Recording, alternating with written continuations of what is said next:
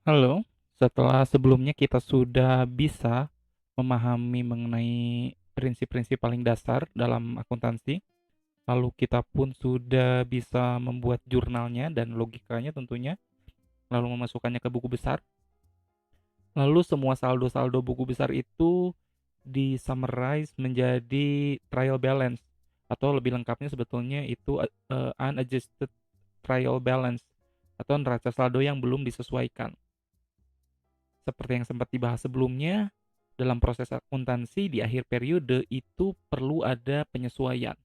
Mengapa? Karena terkadang misalnya ketika kita menjurnal awal periode atau pertengahan periode, ketika sampai pada akhir periode ada beberapa hal yang sudah tidak mencerminkan kenyataan. Oleh karena itu, laporan keuangan kan harus mencerminkan kenyataan sesungguhnya. Disitulah pentingnya proses penyesuaian. Di sini kita bahkan belajar mengenai hal itu. Bagaimana membuat jurnal penyesuaian. Nah, tetapi sebelum masuk ke jurnal penyesuaian, ada satu konsep yang kalian wajib tahu kalau kalian ingin melakukan proses adjusting, yaitu matching konsep. Inilah yang bakal kita bahas terlebih dahulu. Setelah itu baru masuk ke jurnal penyesuaiannya. Oke, kita langsung saja masuk ke bagian ini.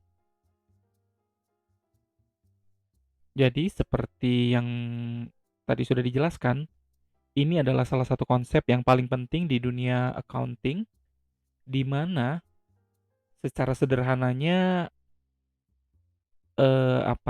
waktu untuk mengakui suatu pendapatan harus berbarengan atau dalam periode yang sama dengan beban-beban yang terjadi untuk menghasilkan pendapatan tersebut. Itu tuh kayak gimana ya nanti bakal kita jelaskan lebih, sederhananya lagi ya dengan contoh-contoh supaya kalian bisa mengerti. Intinya harus matching. Jadi harus match antara apa yang kita korbankan dalam hal ini expense dan apa yang kita dapatkan dalam hal ini pendapatan atau penjualan. Jadi dua hal tersebut harus match. Effort dengan result harus match. Itu adalah prinsip dasarnya. Sekarang kita masuk ke penjelasan lebih lanjutnya lagi. Sebelum sampai ke situ, kita harus memahami dalam membuat laporan keuangan, khususnya ketika kita melaporkan mengenai pendapatan atau revenue dan beban atau expenses, itu ada dua metode. Yang pertama adalah cash basis, yang kedua adalah accrual basis. Bedanya apa? Dalam cash basis, revenue dan expenses dilaporkan atau diakui ketika cash itu diterima atau dibayarkan. Jadi nih, contohnya ketika kita membeli misalnya kita sudah deal ya dengan pelanggan kita, "Oke, kalau gitu saya mau apa, mau kasih barang saya ke dia." Jadi kita menjual barang kita ke pelanggan kita, tetapi si pelanggan itu bilang kayak gini, "Wah, saya bayarnya bulan depan ya." Kalau menggunakan cash basis, kita kan nerima uangnya bulan depan ya, berarti nanti dicatatnya itu bulan depan. Walaupun kita sudah deal dan sudah transaksi pada bulan ini.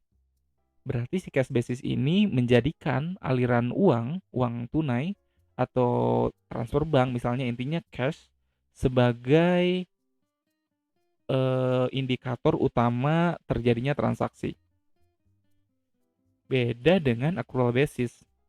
Kalau dalam accrual basis, revenue dan expenses itu terjadi ketika terjadinya walau misalnya belum ada pertukaran cash di situ.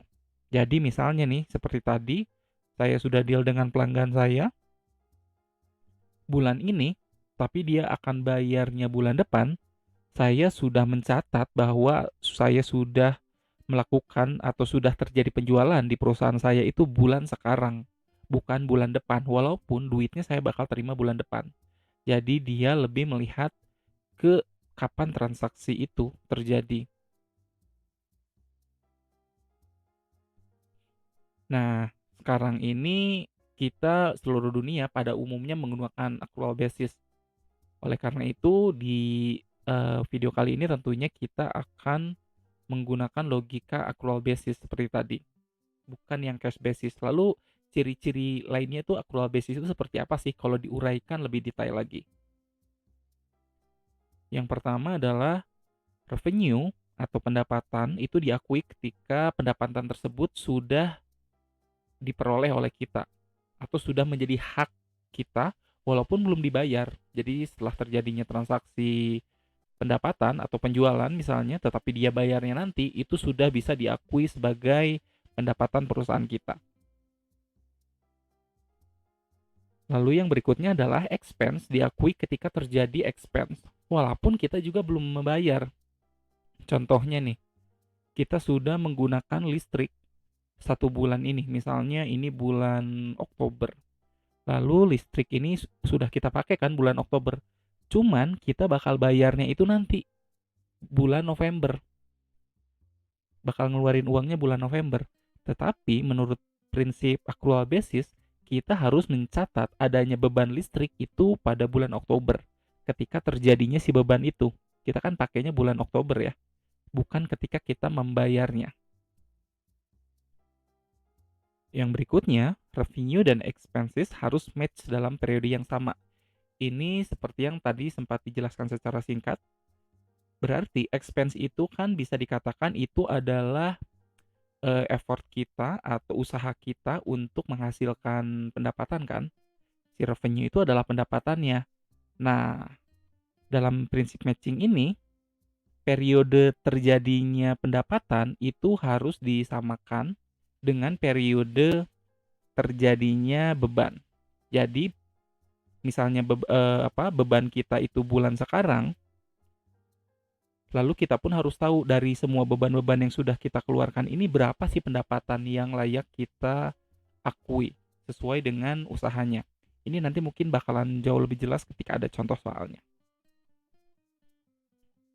Dan yang terakhir, di accrual basis, kita membutuhkan jurnal penyesuaian di akhir periode. Mengapa? Ya karena terkadang di akhir periode itu sudah tidak sesuai dengan kenyataan. Jadi jurnal penyesuaian ini menyesuaikan jurnal-jurnal atau angka-angka di dalam akun-akun akuntansi itu supaya sesuai dengan kenyataan yang terjadi di perusahaan. Selain itu, seperti tadi sudah kita bahas, revenue itu harus dalam satu periode dengan expense yang terjadi untuk mengusahakan si pendapatan itu. Nah, kadang-kadang itu tuh suka beda periodenya. Revenue yang dihasilkannya periode mana, expense-nya dilakukannya di periode yang berbeda. Oleh karena itu kita harus membutuhkan penyesuaian. Ini adalah salah satu contohnya supaya kalian mengerti. Jadi, saya ulang lagi nih karena penting ya. Dalam matching konsep, revenue dan kita bisa dilihat itu related expenses, berarti beban-beban yang memang terhubung atau menjadi usaha untuk mendapatkan si revenue itu harus dilaporkan di dalam satu periode yang sama. Contohnya nih, pada tahun 2020 kita membayar iklan $10.000 untuk kampanye produk yang akan kita launching di 2021. Artinya kita mengeluarkan duitnya 10.000, tapi kampanyenya itu tahun depan atau si produknya itu bakal kita jual tahun depan. Beda periode kan? Berarti ini bukan expense. Ini dicatat sebagai aset. Kenapa? Karena kita belum mendapatkan revenue-nya tahun ini. Jadi si iklan ini belum kita rasakan manfaatnya. Karena itu masih dicatat sebagai aset. Dicatat sebagai expense-nya kapan? Ketika pada tahun 2021 produk yang diiklankan tersebut terjual.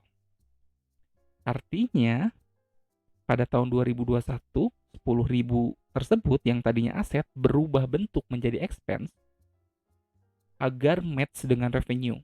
Karena revenue-nya atau pendapatannya kan ada di 2021 ya. Oleh karena itu expense-nya, bebannya atau beban yang menjadi usaha untuk menghasilkan si revenue ini terjadinya di 2021. Semoga dengan penjelasan 2 tahun ini menjadi lebih clear ya. Ini sekarang kita bakal sedikit refresh ke angka-angka yang sudah kita dapatkan dari contoh pada video sebelumnya. Ini unadjusted, berarti kita memang belum melakukan jurnal penyesuaian. Ini semuanya hanya dimasukkan dalam jurnal umum saja. Seperti kita lihat, ini ada aset, lalu ada liabilities, maaf agak kurang pas tadi. Lalu ada modal atau kapital, lalu ada, ini kurang tepat nih. Si revenue itu harusnya itu di ini ya, di fees earn ini nih. Ini nih revenue.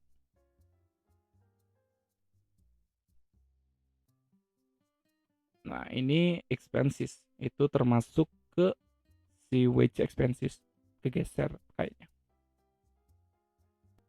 Ini adalah chart of account. Jadi kodenya pada umumnya adalah aset-aset itu berkode 1, liabilities berkode 2, ekuitas berkode 3, revenue berkode 4, dan expenses berkode 5. Nah, sekarang kita bakal masuk ke jurnal penyesuaian. Jadi secara umum nih, semua jurnal penyesuaian itu sebetulnya masuk ke dalam beberapa kategori. Kita bakal belajar 5 kategori. Dan kita nanti bakal kasih contohnya juga dari soal yang sudah kita kerjakan. Tetapi si 5 kategori itu sebetulnya hanya mengandung 3 logika utama. Yang pertama adalah kalau kita udah bayar atau orang lain udah bayar ke kita, tetapi apa yang dibayarnya itu belum dipakai. Logika kedua adalah belum kita bayar, jadi orang lain belum membayar ke kita ataupun kita belum membayar ke orang lain, tetapi transaksinya itu sudah terjadi. Ini pun harus disesuaikan. Yang ketiga ini nggak ada hubungannya dengan cash atau bayar membayar karena sudah dibayar di depan. Mungkin ini masih agak abstrak, tetapi percayalah 3 konsep utama ini yang bakal ngebuat kalian ngerti banget mengenai penyesuaian, karena penyesuaian ini salah satu yang sering banget kurang dimengerti oleh teman-teman yang sedang belajar akuntansi. Oke, kita masuk ke yang pertama, deferred expenses atau prepaid expenses. Ini artinya adalah kita sudah membayar suatu beban tetapi belum dipakai apa yang sudah kita bayar itu. Artinya itu seperti yang sudah saya bilang, itu masih harta. Tetapi ketika sudah terpakai nanti, itu baru berubah jadi beban. Contoh langsung aja deh, supaya lebih terbayang. Kita bisa lihat, supplies itu atau perlengkapan itu kan 2000 ya, saldo di neraca saldonya. Tetapi ternyata per 31 Desember setelah diperiksa, saldo kita itu tinggal tersisa 760. Berarti walaupun kita belinya 2000, ternyata di akhir periode cuman tersisa 760. Berarti sudah ada yang terpakai kan sebagian kan. Jadi seperti apa dong logikanya? Ini sudah terlihat sangat jelas. Ini adalah ketika belinya ada 2000 di catatan kita, ternyata sudah terpakai. Bukan sudah terpakai nih. Ini tersisa. Sudah tersisa 760. Artinya yang terpakai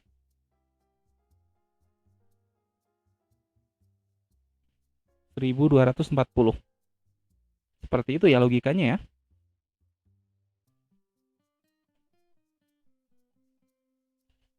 Seperti yang sempat saya jelaskan sebelumnya, jadi ketika kita membeli sesuatu,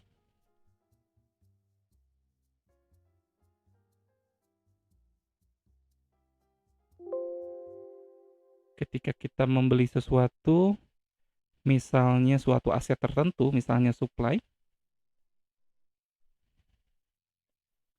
si supply ini atau perlengkapan-perlengkapan itu ujungnya bakal terbagi dua. Ada yang sudah terpakai, ada yang belum terpakai. Ini kan tadinya harta ya, kalau si supply ya, harta atau aset ya. Yang belum terpakai tentunya masih jadi harta.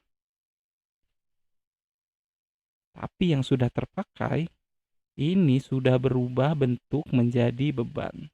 Jadi kalau misalnya kita kasih contoh, kita tadinya punya 1000 si supply-nya, ternyata belum terpakainya 300, sudah terpakainya 700. Artinya si 1000 ini 300-nya masih harta, tapi yang 700-nya sudah menjadi beban. Ingat-ingat konsep ini karena konsep ini adalah konsep yang sangat penting ya, walaupun terlihat sederhana. Sekarang kita masuk lagi ke contoh soal ini. Seperti yang sudah kita ketahui, ini adalah yang sudah terpakai alias expense-nya dia. Ini adalah sisanya. Sekarang kita bisa lihat ini di buku besarnya supply-nya masih 2000. Ini sebelum sebelum disesuaikan supply expense tadinya 800. Berarti si supply kan tadinya 2000 terus harus terpakai sebanyak 1240. Sedangkan sisanya 740. Sekarang kita menggunakan logika. Ini adalah jurnalnya. Supply expense pada supply. Mengapa logikanya seperti itu? Karena dengan seperti tadi, jadi sekarang kita urutkan dulu supaya tidak bingung ya, karena tadi sempat menjelaskan yang lain. Jadi yang pertama kan aslinya 2000 saldonya si supply, ternyata sisa 760.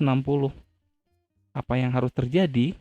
Yang pertama adalah artinya si supply berkurang 1240. Bener ya? Dari 2000 pindah ke 760 artinya supply-nya berkurang.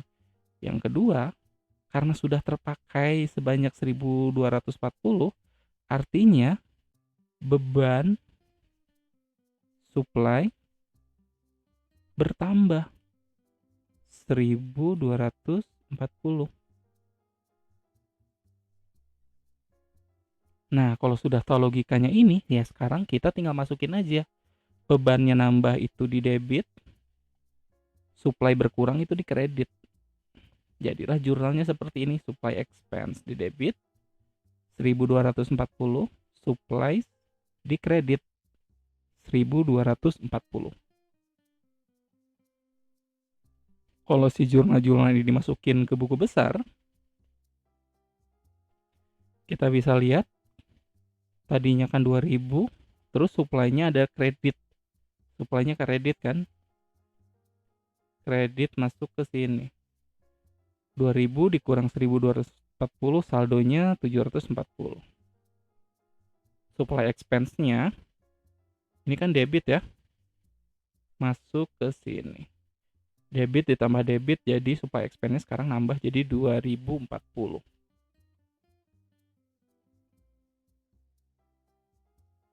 Semoga semakin paham dengan penjelasan yang agak lumayan panjang ini, tapi kalau misalnya sudah mengerti ini, ke depannya bakalan jauh lebih simpel karena logikanya sama sama persis. Ini adalah contoh kedua untuk kasus yang sama. Jadi kita pernah ya, kalau diingat-ingat, kita membayar uang muka 24 bulan asuransi pada awal Desember. Berarti kan kita bisa lihat di sini, ini tuh apa, 24 ini 22.400 ini untuk 24 bulan. Berarti per bulannya adalah 100 ya. 100 per bulan. Ini kan dibayarnya itu awal Desember. Sekarang sudah 31 Desember. Berarti sudah terpakai 1 bulan. Oke? Berarti ini nih kata kuncinya. Sudah terpakai 1 bulan. Oke, kita langsung masuk aja. Karena sudah terpakai 1 bulan, jadi ini kan asuransi.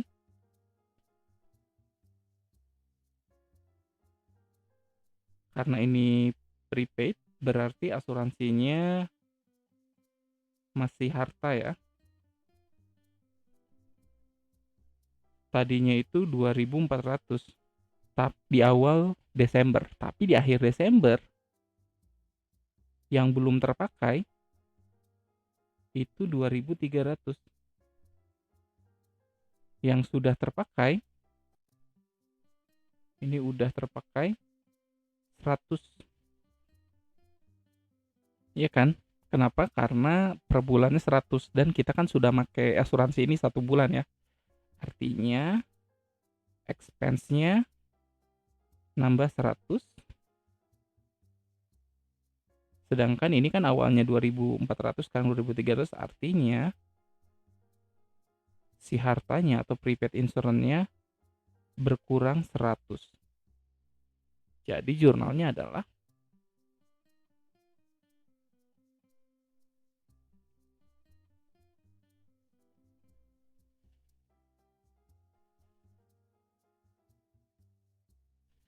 seperti itu.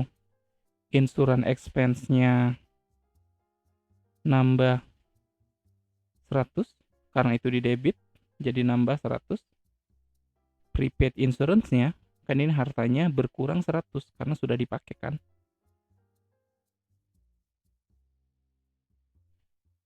Kurang 100.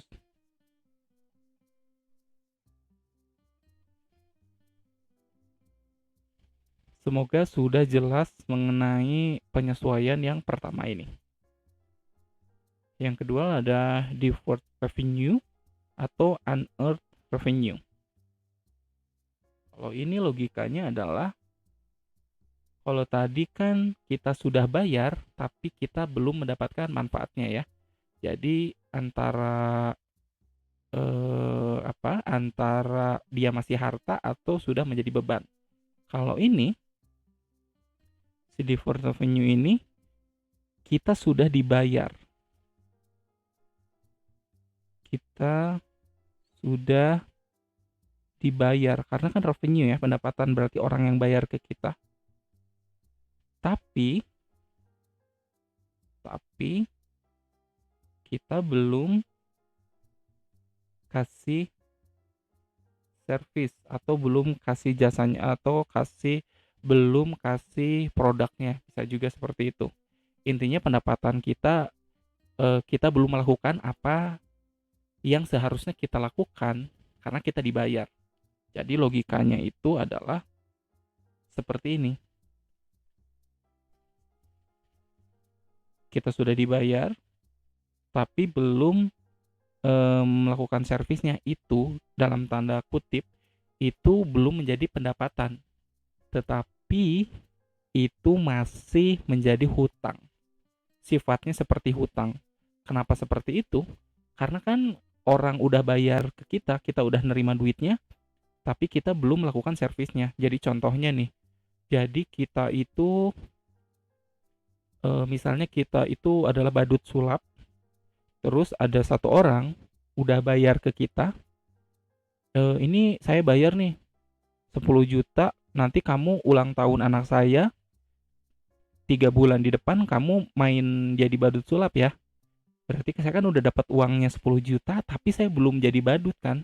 Karena itu si 10 juta ini bisa kita logikakan menjadi oh ini berarti masih utang kita terhadap si itu, si pelanggan kita. Tetapi ketika 3 bulan kemudian kita melakukan apa? Kita sudah melakukan jadi badut, itu sudah menjadi pendapatan kita. Jadi logikanya seperti ini. Ada dalam tanda petik utang karena kita sudah dibayar tapi belum melakukan sesuatu. Nih, ini juga bisa kejadian misalnya sewa. Jadi tidak tidak hanya jadi badut ya. Misalnya nih, kalau sudah kita lakukan kewajiban kita, itu sudah bisa jadi pendapatan. Tapi kalau misalnya belum lakukan, itu masih utang kita. Semoga logikanya nyampe ya, apa dapat ya maksudnya saya menyampaikannya kalian bisa memahaminya gitu. Sekarang kita masuk ke contoh soal supaya lebih jelas.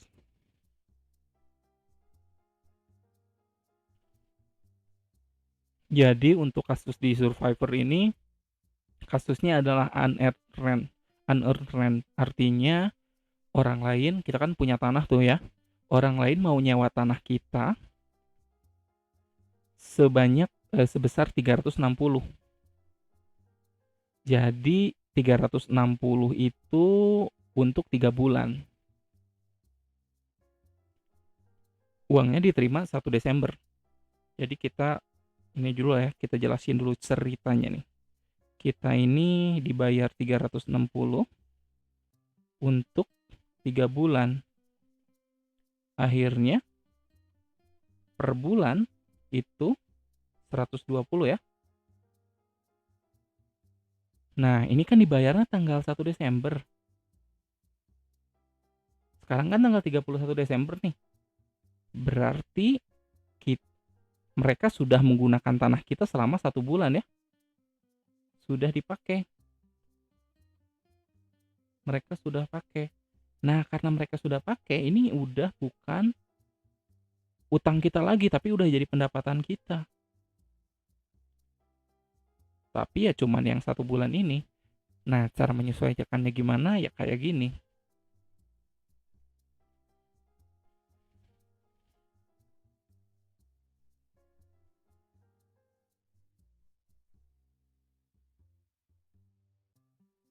Nah, sekarang saya jelaskan mengapa seperti itu. Jadi, tadinya itu kan 360, karena kita sudah pakai, yang 120 harusnya jadi pendapatan, yang 240 harusnya jadi tetap jadi utang atau unearned rent ya. Tanda kutip utang, masih utang nih karena kita belum duitnya udah pakai tapi mereka belum pakai tanah kita. Sedangkan artinya kalau kayak gini, sedangkan saldo awalnya kan ini ya 360 ya. Saldo awalnya 360.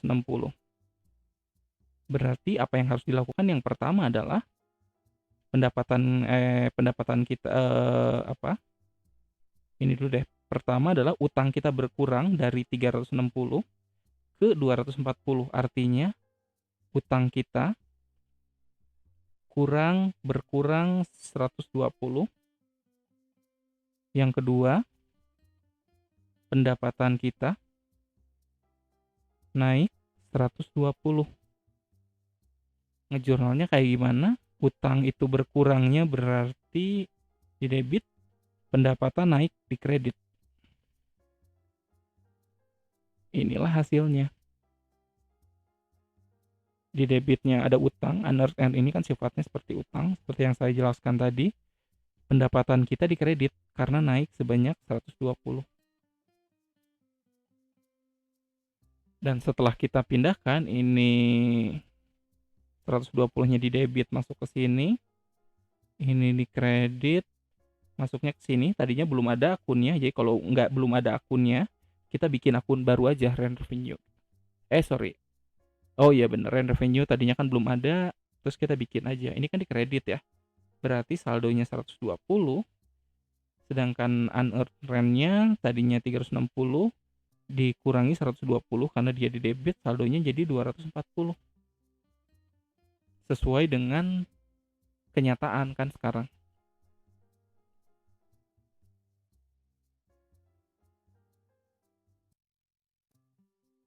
Nah, sekarang accrued expenses atau accrued liabilities. Kalau ini logikanya seperti apa sih? Kalau ini artinya itu bebannya sudah terjadi walaupun kita belum bayar. Jadi, apakah kalau misalnya kita belum bayar sesuatu bisa aja ada jurnal beban? Oh, bisa. Kalau memang beban itu sudah kejadian atau kita sudah mengkonsumsi atau memakai suatu resources. Contohnya nih ya, yang seperti tadi, kita pakai listrik 1 bulan, tapi kita bayarnya bulan depan. Tetap aja ya, bulan sekarang kita harus mencatat beban listrik tahun sekarang. Tapi kan kita belum bayar, berarti masih ngutang. Kita langsung ambil aja contohnya.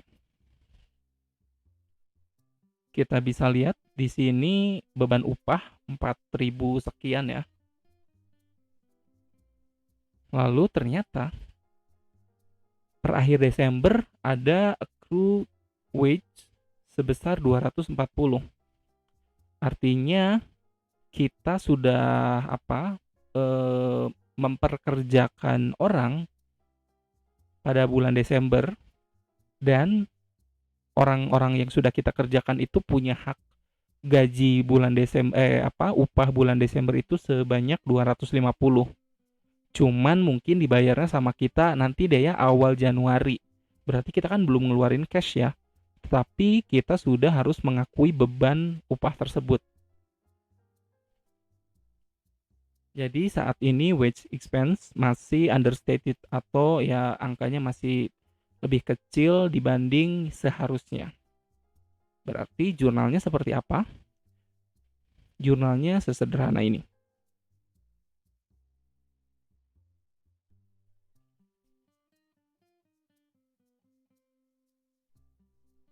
Jadi jurnalnya adalah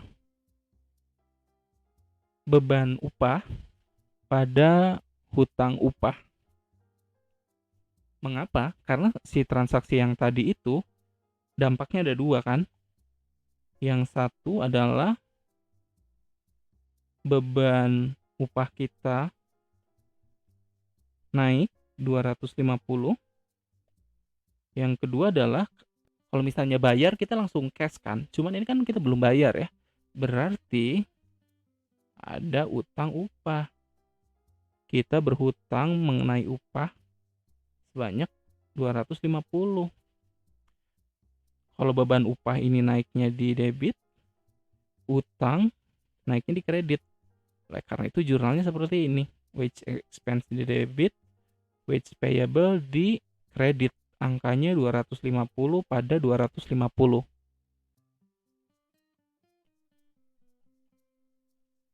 Dan seperti kita lihat di buku besarnya, wage payable-nya itu tadinya nggak ada ya.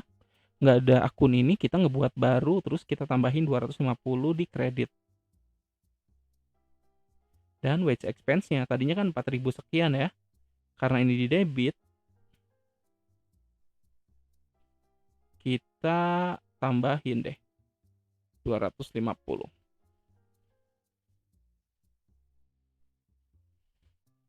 Berikutnya adalah accrued revenue atau accrued asset. Kalau ini ya logikanya sama seperti sebelumnya, cuman ini kejadiannya pada, pendapatan. Jadi kalau transaksi ini adalah kita sudah berhak mengakui pendapatan karena kita sudah menjual produknya atau kita sudah melakukan jasanya, tetapi duitnya belum kita terima. Jadi kita udah deal, oke, misalnya beli sesuatu kita deal, terus barang kita kasih, tapi entar ya bayarnya 3 bulan lagi misalnya. Karena kita menggunakan akrual, transaksi seperti ini pun itu sudah harus kita akui.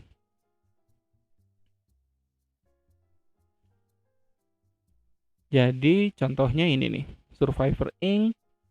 memberikan jasa, karena dia perusahaan jasa ya, sebesar $500 pada bulan Desember. Tapi si kliennya belum bayar.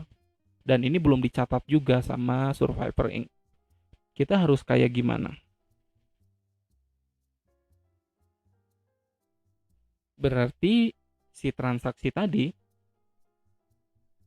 itu ada dua logikanya seperti biasa. Yang satu adalah pendapatan kita naik, karena kan itu udah jadi pendapatan kita ya, sebesar 500. Yang berikutnya adalah kalau misalnya dia udah langsung bayar, berarti kan cash kita yang naik ya. Tapi ini kan belum bayar, berarti seperti yang sempat kita bahas, ini account receivable kita yang naik. Nah, account receivable kita naiknya di debit, pendapatan kita naiknya di kredit. Di kredit.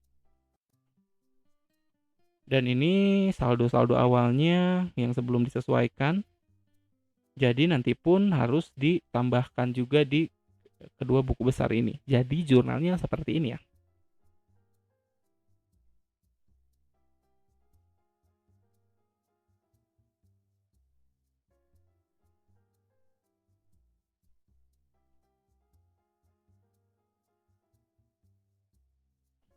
Kita lihat account receivable-nya naik di debit sebesar 500 atau piutangnya naik. Lalu pendapatannya pun naik di kredit sebesar 500. Ini masuk ke debit, lalu tentunya bertambah, jadi saldo akhirnya setelah disesuaikan jadi 2.720.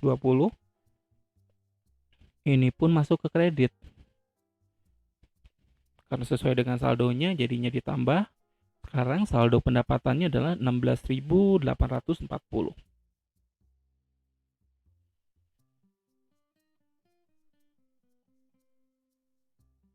Nah, ini adalah yang terakhir, fixed asset atau long term asset ya.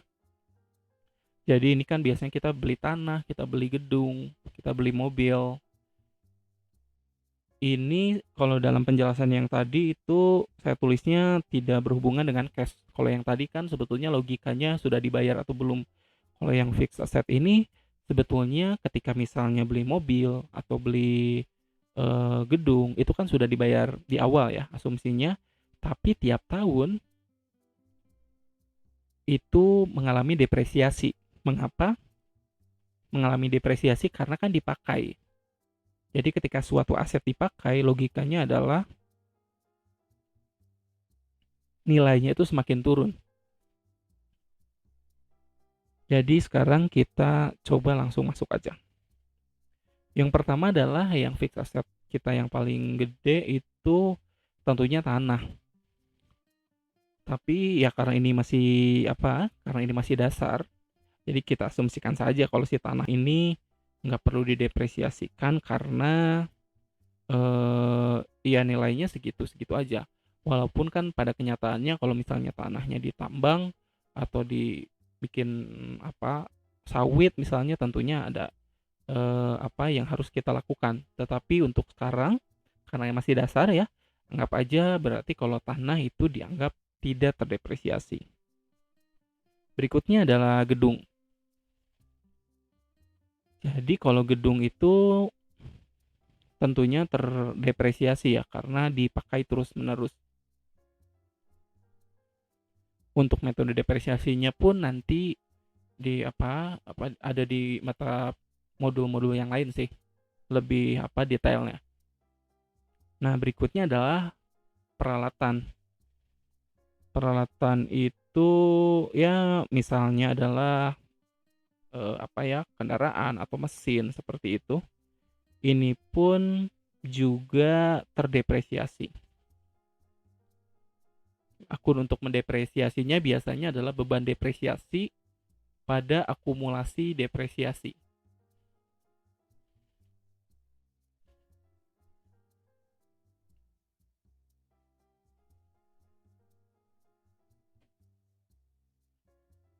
Nah, ini adalah contohnya. Survivor mengestimasikan depresiasi pada peralatan kantor itu 50 pada periode ini. Jadi jurnalnya adalah beban depresiasi pada beban dan akumulasi depresiasi pada peralatan. Jadi ini bebannya masuk sini, akumulasinya masuk sini. Nah, kalau yang akumulasi ini nanti bakal terus ditambahkan terus menerus setiap periodenya. Jadi akumulasinya makin besar, makin besar, makin besar kan. Jadi nih, kalau misalnya contohnya satu gedung ini, misalnya ini 1 tahun deh, misalnya 1 tahun kan 50. Pas tahun kedua, yang depresiasi expense-nya tetap 50 dong pada tahun itu. Tapi si akumulasinya bakal nambah lagi 50, jadi 100. Jadi yang lama juga dimasukin juga. Mungkin nanti bakalan kelihatan jelas di bagian-bagian berikutnya. Tapi untuk bagian ini sebetulnya cukup sederhana. Jurnalnya adalah beban depresiasi pada akumulasi depresiasi. Nah, salah satu keunikan dari depresiasi ini, nanti pada neraca kan bakal ada nilai peralatannya ya. Itu nanti di bawahnya bakal dikurangi akumulasi depresiasi. Jadi seperti ini. Peralatan kantor 1.800 dikurangi depresiasinya 50. Jadi nilai buku dari peralatan kantor adalah 1.750 pada periode sekarang. Nah, seperti yang tadi sudah dijelaskan, misalnya untuk tahun berikutnya nih, akumulasi depresiasinya kan nambah lagi 50 ya, jadi 100 ya. Berarti nilai bukunya, kalau misalnya keadaannya sama, berarti jadi 1.700 pada tahun berikutnya, seperti itu. Tapi untuk tahun sekarang, karena dikurangi akumulasi depresiasi 50, itu jadi 1.750. Jadi ini juga yang harus jelas ya buat rekan-rekan semua. Jadi kalau beban depresiasi itu masuknya ke beban ya. Beban depresiasi atau depreciation expense itu masuknya ya ke beban di income statement. Tapi ketika akumulasi ini masuknya ke neraca untuk mengurangi si aset tersebut. Kalau ini kan akumulasi depresiasi ini ya, office equipment, berarti masuk untuk mengurangi si peralatan kantor ini. Nanti kita bisa lihat di laporan keuangannya supaya lebih jelas. Jadi ini adalah ringkasan dari 5 hal yang tadi. Ini dengan bahasa yang lebih rumitnya. Tadi kita sudah jelaskan dengan yang lebih sederhana. Nah, setelah disesuaikan, tadi kan ada beberapa saldo yang berubah ya dari si trial balance-nya. Setelah itu dikumpulkan, tentunya harus tetap balance. Pasti itu kalau misalnya logikanya sudah benar dan kita sudah melakukan penyesuaian yang benar. Jadi ini adalah hasilnya.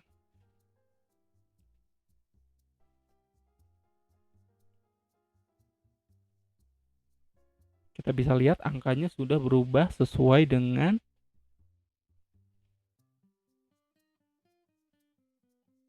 penyesuaian-penyesuaian yang kita lakukan tadi. Dan saldo akhirnya tentu saja adalah sama.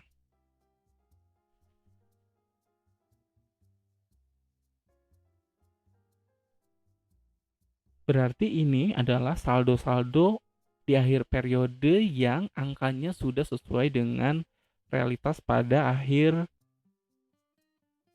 periode transaksi tersebut.